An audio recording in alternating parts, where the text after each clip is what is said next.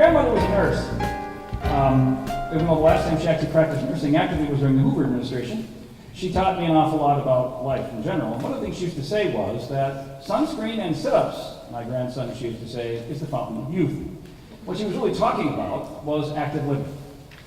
And so when I heard about this initiative, I thought, wow, this is, without question, one of the most exciting and interesting initiatives this city has ever done.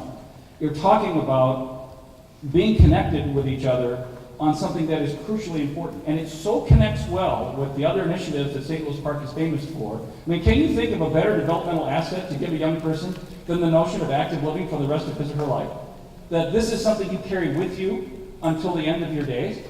I can't think of anything any more important than that. It's fantastic. And on the other end of the spectrum, my grandmother also used to say that you don't stop exercising because you get old.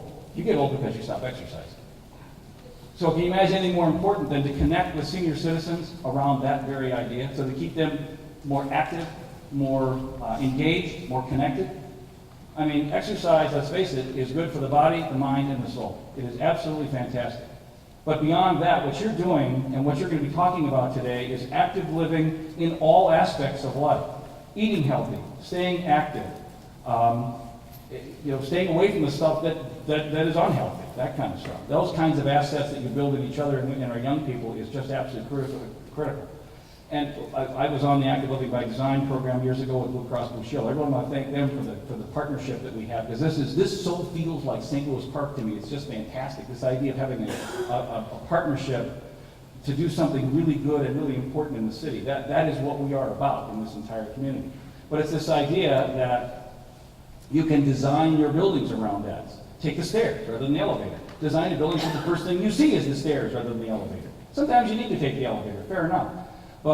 And maybe park a few spots away from the front door, rather than driving around for 9.5 minutes trying to find a parking spot that's 4 spots closer to the one you saw when you got to the parking lot to begin with.